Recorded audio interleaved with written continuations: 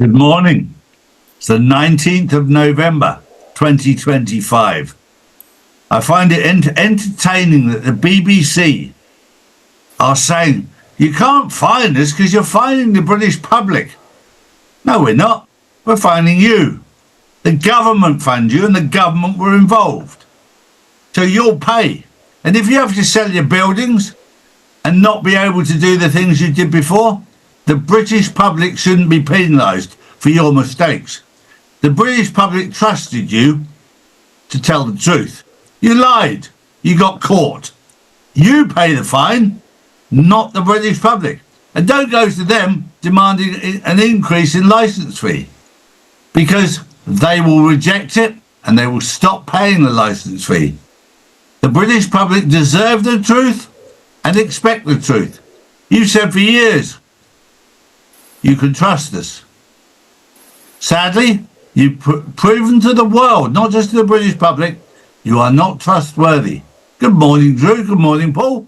Good morning, guys. I'm going to jump into my first story of the morning. After Charlie Kirk's death, Candace Owens claims multiple foreign governments, intelligence agencies, religious groups and online communities were involved.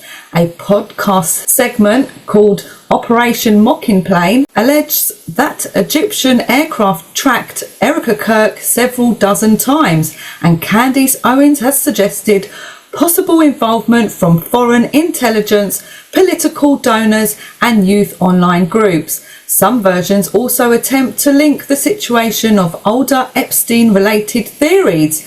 Owens has implied that Erica Kirk may hold significant information and a larger role at TP USA following Charlie's death.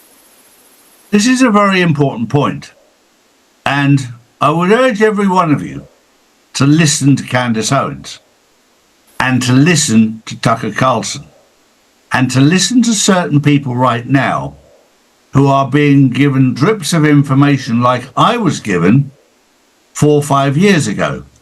They didn't tell me everything. They just said, have a look at this, Charlie. Have a look at this. And don't think for one moment that Candace Owens and Tucker Carlson are not being pointed in the right direction.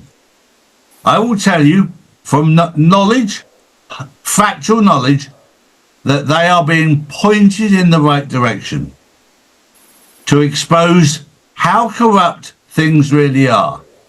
Now, some people will say, well, is it the White House? Some people will say, is it God? I'll let you decide. Paul.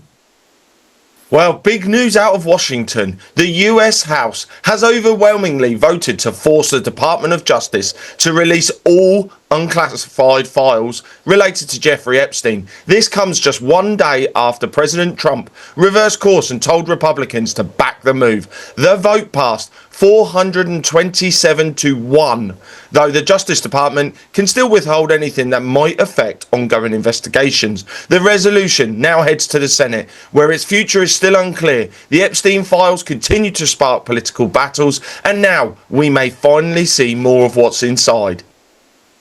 Well, just for the record, I've known for a long time there are two sets of Epstein files. One is real and one is fake. The Democrats hold the fake set. This is why Pam Bondi and Kash Patel said there was no Epstein files, to try and provoke the Democrats to go, we've got them here. This is all part of the pantomime. This is all part of the flushing out of the old system. Now they've been caught faking the Epstein files to try and get rid of them. They're caught between a rock and a hard place. They've fallen into the trap. So the Epstein files will be released, but now the real ones will be released. Drew. Well, as the momentum of the exposure is getting bigger and bigger, states are pushing geoengineering bans and advocates want answers, and HHS under RFK Jr. is now at the centre of a national debate over government transparency in environmental policy. Federal agencies insist there's nothing there. Millions of Americans want independent verification. This conversation isn't going anywhere. Well, this is a very important story because geoengineering is being admitted in public now, there's still certain people trying to deny it because they realise that they are involved in genocide. The implications of what they're doing, they've been caught. This is all part of the World Economic Forum's agenda. Depopulation. Whether it's big pharma, whether it's big tech, whether it's 5G, whether it's geoengineering, whatever it is, it's all part of the population reduction agenda. Now, if you believe in the population being overpopulated, you obviously don't believe in God. Very, very clear. Because God created life. God created you. And I'll tell you right now, God didn't make a mistake. He never made one. So if you believe there's too many people on the planet, you're saying that God made a mistake. You need to look inside. When you realise that God didn't make one mistake, then you'll realise this whole agenda is from the other side. And without knowing it, you've been supporting the other side because you haven't thought it through. You haven't thought through that God created life. God gave every man and woman and child life. And you think he made a mistake? He needs to think again. Paul. President Trump has rolled out full red carpet luxury at the White House as he hosted Saudi Crown Prince Mohammed bin Salman. The two leaders celebrated massive US-Saudi investments, new defense agreements. Trump praised MBS as a fantastic leader, while both sides highlighted billion-dollar tech and military partnerships. The visit signals a major tightening of ties between Washington and Riyadh, with more deals expected ahead. Charlie, something like $200 billion has already been pledged to the US. The money's coming in thick and fast. It is, and this is also a very, very important strategic move. It shows that the United States of America is now aligning with Saudi Arabia and disaligning with Israel. This is a very big shift in the region.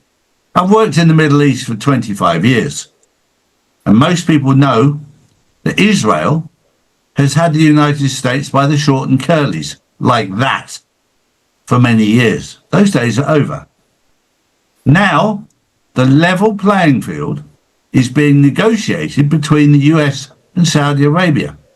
Israel are not invited to that party, but it will level out the whole of the Middle East.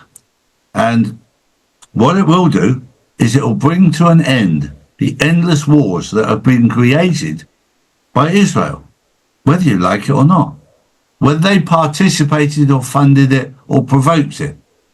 Those days of war are coming to an end, and you can look forward to living in a peaceful world. I leave you with that on the 19th of November, 2025. We'll see you this evening on the Insiders Club. Have a wonderful day. Take care. Bye-bye. Noble Gold